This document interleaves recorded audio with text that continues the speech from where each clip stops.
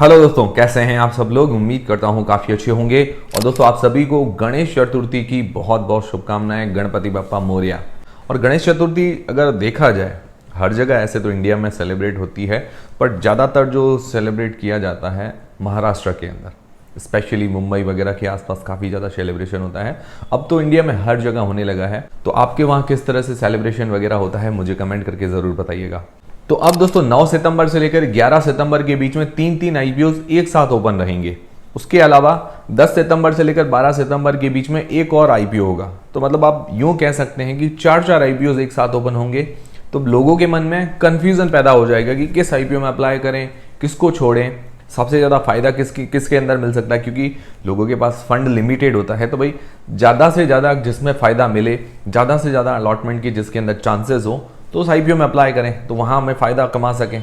तो काफ़ी लोग यही सोच रहे होंगे भाई किस आईपीओ में अप्लाई करें, किसको छोड़ें, लॉन्ग टर्म के लिए कौन सा अच्छा है, लिस्टिंग गेंस के लिए कौन सा अच्छा है। तो इस वीडियो के अंदर हम क्या है कि सारी चीज़ें क्लियर करेंगे कि चारों आईपीओ में से बेस्ट आईपीओ कौन सा है। मतलब पर्सनली मेरे हिसाब से मैं रैंकिंग बताऊंगा, ठीक है। मैं गलत और सही भी हो सकता हूँ। तो चारों की रैंकिंग हम देख लेंगे कि भाई पहले नंबर पर कौन है, दूसरे पर कौन है, तीसरे पर, चौथे पर, वो रैंकिंग देख लेंगे। उसके अलावा भाई लॉन्ग टर्म के हिसाब से बेस्ट कौन है, लिस्टिंग गेंस के हिसाब से बेस्ट कौन है, वो भी हम जान लेंगे। इनको हम 4 पॉइंट पर कंपेयर करेंगे। 4 पॉइंट मतलब देखिए, 4 पॉइंट लेना इसीलिए जरूरी है ताकि क्लैरिटी आ जाए। भाई मैं आपको ये 4 पॉइंट कंपेयर करूंगा, आपको खुद को क्लैरिटी आ जाएगी, ठीक है। तो सबसे पहला पॉइंट देखेंगे जीएमपी। जीएमपी काफ़ी देखना जरूरी हो जाता है। भाई लिस्टिंग गेंस काफ़ी इंपॉर्टेंट चीज़ है, हर कोई लॉन्ग टर्म के लिए अप्लाई नहीं करता। दूसरी है anchor list. Anchor list listing gains के हिसाब से भी जरूरी है, लॉन्ग टर्म के हिसाब से भी जरूरी है। और मैं तो सबसे अहम एंकर लिस्ट को ही मानता हूं, क्योंकि अब देखिए जहां बड़े इन्वेस्टर्स पैसा लगाएंगे वहीं फ्लो ज़्यादा आएगा, ठीक है। जहां पैसा लगेगा जिस शेयर में, वही शेयर चढ़ेगा। जहां पैसा लगेगा नहीं तो वो शेयर कैसे चढ़ेगा। इसीलिए एंकर लिस्ट काफ़ी अहम रोल प्ले करता है। फिर तीसरा है सेक्टर। सेक्टर काफ़ी अहम रोल प्ले करता है कि भाई फ्यूचर के अंदर कौन सा सेक्टर जो है आने वाले टाइम में अच्छा परफॉर्मेंस दिखा सकता है। तो सेक्टर भी देखेंगे किसका अच्छा है। फिर चौथा फाइनेंशियल्स और वैल्यूएशंस। फाइनेंशियली कंपनी कौन सी अच्छी है, कौन सी कमजोर है, वैल्यूएशंस वाइज कौन सी कंपनी सही वैल्यूएशंस लेके आ रही है। फिर 5वें नंबर पर ओवरऑल हम इनकी रैंकिंग देखेंगे लिस्टिंग गेंस के हिसाब से और लॉन्ग टर्म के हिसाब से। तो वीडियो शुरू करने से पहले दोस्तों टेलीग्राम और व्हाट्सएप चैनल को जरूर ज्वाइन कीजिए ताकि छोटा मोटा अपडेट और वीडियो का नोटिफिकेशन आपको हाथों हाथ मिलता रहे। कभी कभार यूट्यूब पर नोटिफिकेशन नहीं मिलते हैं, तो टेलीग्राम व्हाट्सएप चैनल की लिंक डिस्क्रिप्शन के अंदर है। और उसके अलावा आपको अगर फ्री में डीमेट अकाउंट वगैरह खुलवाना है तो एंजल वन के साथ बिल्कुल फ्री में आप खुलवा सकते हैं, उसकी लिंक डिस्क्रिप्शन के अंदर है। तो सबसे पहला पॉइंट जीएमपी, ग्रे मार्केट के प्रीमियम के अनुसार बात करते हैं। और जीएमपी फिक्स पैरामीटर नहीं है, एक अंदाजा है। ग्रे मार्केट के अंदर लोग कितना प्रीमियम देने के लिए तैयार हैं, वो एक अंदाजा है, तो वो भी देख लेते हैं। सबसे पहले बजाज की अगर जीएमपी देखें, बजाज हाउसिंग फाइनेंस की आईपीओ की, तो 70% के आसपास बता रही है। आज की तारीख में बता रहा हूँ, आज की तारीख में 70% के आसपास है। लगभग 50 रुपए पर शेयर, 214 शेयर का लॉट है, 10,700 रुपए जैसा, लगभग 70% होता है, ठीक है। फिर दूसरा है टॉलिंस टायर्स। उसकी जीएमपी लगभग 13%, मतलब 10 से लेकर 13% के बीच में बता रही है।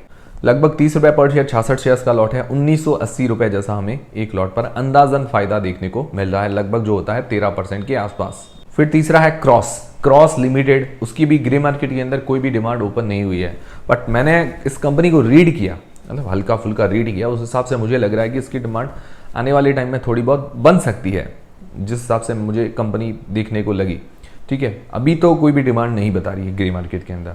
फिर चौथी है पीएनजी ज्वेलर्स, जो कि 10 तारीख को ओपन होगी।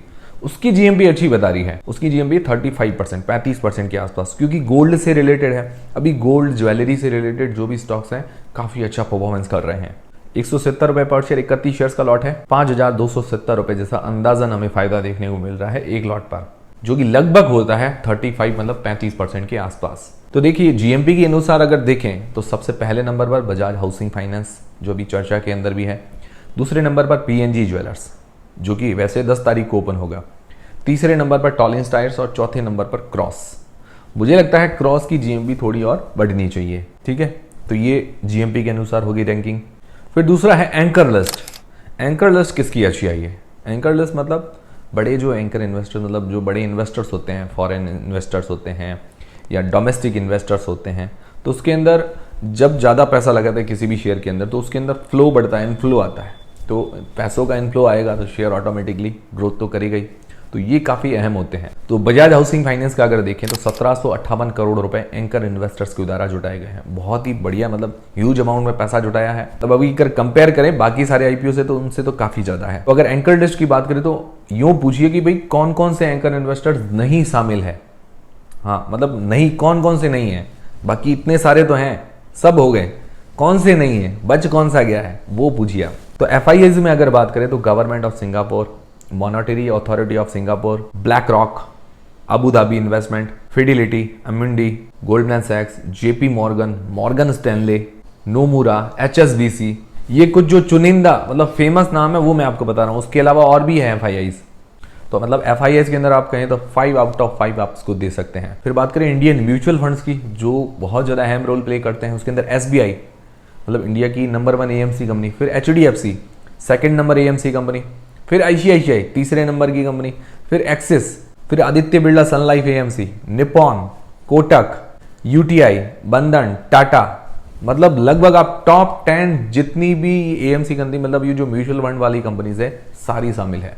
उसके अलावा बात करें जो इंश्योरेंस कंपनीज है, foreign insurance companies, Indian insurance companies, वो भी शामिल है। तो मतलब इसकी एंकर लिस्ट में ऐसा कोई लगभग बड़ा नाम नहीं है जो शामिल नहीं है। और मैं हालांकि काफी टाइम बाद ऐसी बढ़िया एंकर लिस्ट देख रहा हूँ।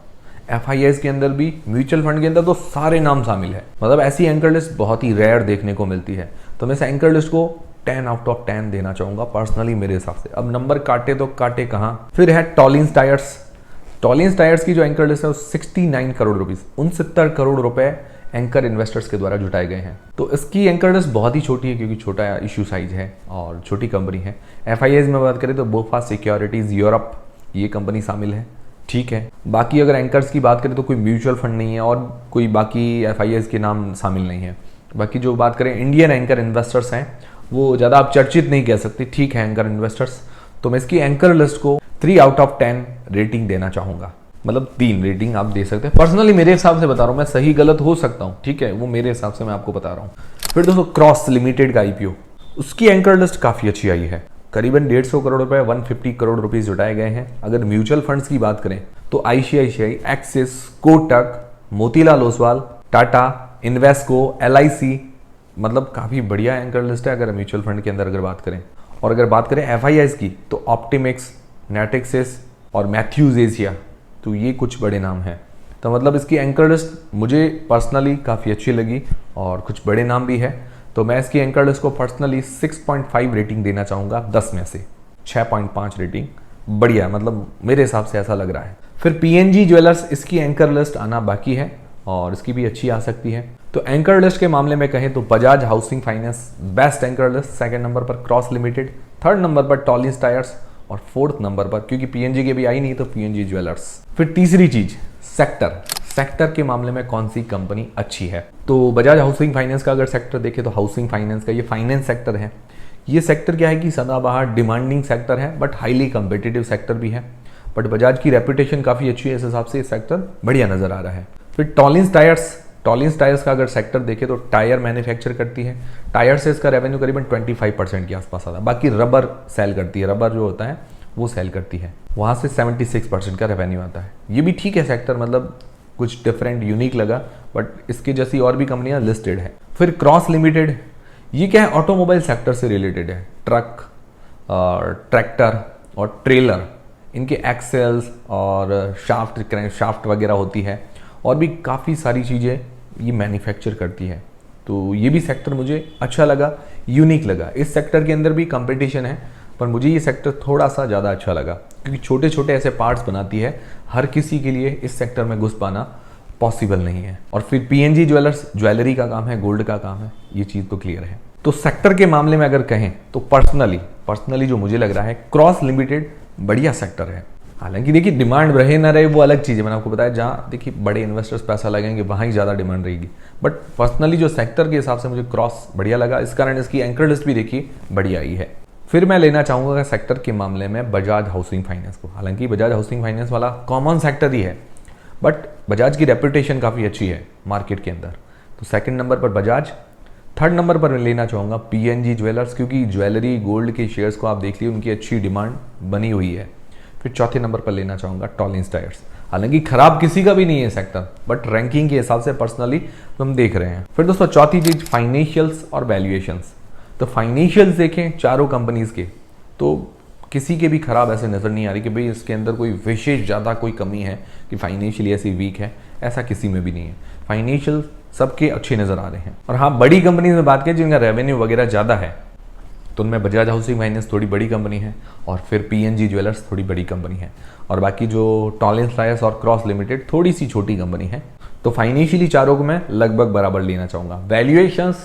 वैल्यूएशंस देखिए, अगर मैं फटाफट में आपको बता रहा हूँ, तो मैंने कंपेयर की तो वैल्यूएशंस मुझे टॉलिंस टायर्स की सबसे बढ़िया लगी, क्योंकि अपने जो भी पीयर कंपिटिटर्स हैं उनसे थोड़ी सही वैल्यूएशंस लेके आ रहे हैं। फिर दूसरी मुझे सही लगी PNG ज्वेलर्स की, फिर तीसरी मुझे सही लगी क्रॉस लिमिटेड की, फिर चौथे नंबर पर मैं बजाज हाउसिंग फाइनेंस को लेना चाहूँगा, क्योंकि बजाज हाउसिंग फाइनेंस की अगर वैल्यूएशंस देखें सबसे महंगी है अपने जो भी कंपिटिटर्स हैं उनसे। तो ये हो गए चारों पॉइंट्स, मतलब आपको खुद क्लैरिटी आ गई होगी कि भाई किस IPO में अप्लाई करें, किसको छोड़े। बट देखिए एक चीज़ मैं आपको बता देता हूँ, एंकर लिस्ट बहुत अहम रोल प्ले करती है। जहाँ बड़े इन्वेस्टर्स ज़्यादा पैसा लगाते हैं वो थोड़ा ग्रोथ करता ही है शेयर। और अभी सबसे ज़्यादा जो फोकस है किस शेयर पर है, किस IPO पर है, अभी बजाज हाउसिंग फाइनेंस पर ही है। तो अगर लॉन्ग टर्म के हिसाब से देखें तो लॉन्ग टर्म के हिसाब से मैं नंबर 1 पर लेना चाहूँगा बजाज हाउसिंग फाइनेंस को ही। फिर दूसरे नंबर पर मैं लेना चाहूँगा PNG ज्वेलर्स को। उसकी रीज़न ये है कि भी गोल्ड के शेयर देख लीजिए, ज्वेलरी के शेयर्स काफ़ी अच्छा परफॉर्मेंस कर रहे हैं, और इस बहती गंगा में ये भी शॉर्ट टर्म और मीडियम टर्म के अंदर अच्छा फायदा दे सकती है। GMP वगैरह तो अच्छी चल ही रही है, बाकी रिव्यू वाले वीडियो के अंदर और चीज़ें क्लियर हो जाएगी। फिर लॉन्ग टर्म के हिसाब से मुझे क्रॉस लिमिटेड का जो मतलब सेक्टर है काफ़ी अच्छा लगा, मतलब अच्छा सेक्टर है। भले ग्रे मार्केट के अंदर डिमांड नहीं, पर इसकी एंकर लिस्ट वगैरह अच्छी ही है, तो इसका भी सेक्टर अच्छा लगा मुझे। फिर टॉलिंस टायर्स चौथे नंबर पर लेना चाहूँगा। हालांकि ऐसे कोई भी सेक्टर नहीं है कि जो खराब है बिल्कुल, भाई चारों ही IPOs ठीक नज़र आ रहे हैं, मतलब खराब बिल्कुल भी नहीं है, ऐसा रद्दी IPOs नहीं है, ठीक है IPOs चारों भी। पर मैंने आपको रैंकिंग बता दी लॉन्ग टर्म के साथ बजाज, PNG, क्रॉस और टॉलिंस। फिर शॉर्ट टर्म के हिसाब से मतलब लिस्टिंग गेंस के हिसाब से, तो लिस्टिंग गेंस के हिसाब से GMP तो थोड़ा अहम रोल प्ले करती है, एंकर लिस्ट भी करती है। अभी अगर GMP के अनुसार देखें तो बजाज हाउसिंग फाइनेंस की GMP सबसे ज़्यादा चल रही है, सेकंड नंबर पर PNG की चल रही है, थर्ड नंबर पर टॉलिंस की, और फोर्थ नंबर पर चल रही है क्रॉस की। बट मुझे लगता है क्रॉस की GMP थोड़ी बहुत बढ़नी चाहिए, या लिस्टिंग के बाद थोड़ा बहुत ग्रोथ कर सकता है, ऐसा पर्सनली मुझे फील हो रहा है, क्योंकि जो इसका सेक्टर है, जो इसकी एंकर लिस्ट आई है, उस हिसाब से मुझे फील हो रहा है। बाकी मैं सही और गलत भी हो सकता हूँ, कुछ भी हो सकता हूँ, तो मेरे भरोसे आप रहे ना, ये चीज़ मैंने बताई है। हाँ, थोड़ी बहुत आप इसकी हेल्प ले सकते हैं, और डिसीजन आप खुद अपनी रिस्क और अपना एनालिसिस लगा के बना सकते हैं।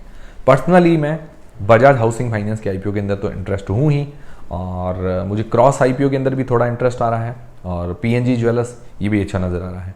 टॉलिंस टायर्स मुझे थोड़ा सा कमज़ोर नज़र आ रहा है इन सब के बीच में, और दो जो मजबूत लग रहे हैं वे भी बजाज हाउसिंग फाइनेंस, तो अभी ये तो पक्का ही कि मैं लगाऊंगा, और PNG का भी सोच रहा हूँ, और फिर सोच रहा हूँ क्रॉस अगर इसके अंदर कोई डिमांड वगैरह बनती है, और थोड़ा स्टडी करूँगा, जब रिव्यू वाला वीडियो आएगा तो उसमें सारी चीज़ें क्लियर हो पाएगी, और मैं आपको जानकारी देता रहूँगा।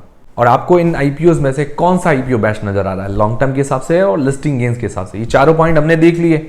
अब आपका भी तो कोई पर्सनल व्यू होना चाहिए ना, कि भाई मुझे ये सही लग रहा है। आप अपना व्यू कमेंट करके बता सकते हैं। देखिए बाद में जब लिस्टिंग होगी तो सही गलत हम हो सकते हैं। हम अगर एक गैस लगाएंगे ना, देखिए आप एज ए इन्वेस्टर गैस लगाओगे, सोचोगे उस बारे में, तो आपकी और थिंकिंग बढ़ेगी, और ये सोचना भी चाहिए आपको। तो मुझे कमेंट करके बता दीजिएगा कि आपको लॉन्ग टर्म के हिसाब से कौन सा IPO अच्छा नज़र आ रहा है, लिस्टिंग गेंस के हिसाब से कौन सा अच्छा नज़र आ रहा है, वो मुझे कमेंट करके बता दीजिएगा। और इस वीडियो को देखने के बाद अगर आपकी हेल्प हुई है तो वीडियो को एक लाइक जरूर करें, इससे हमें काफ़ी मोटिवेशन मिलता है ऐसे जानकारी वाले वीडियोस बनाने का। और दोस्तों टेलीग्राम, इंस्टाग्राम, फ्री में डीमेट अकाउंट सबकी लिंक डिस्क्रिप्शन के अंदर है। मिलते हैं दोस्तों अगले वीडियो के अंदर।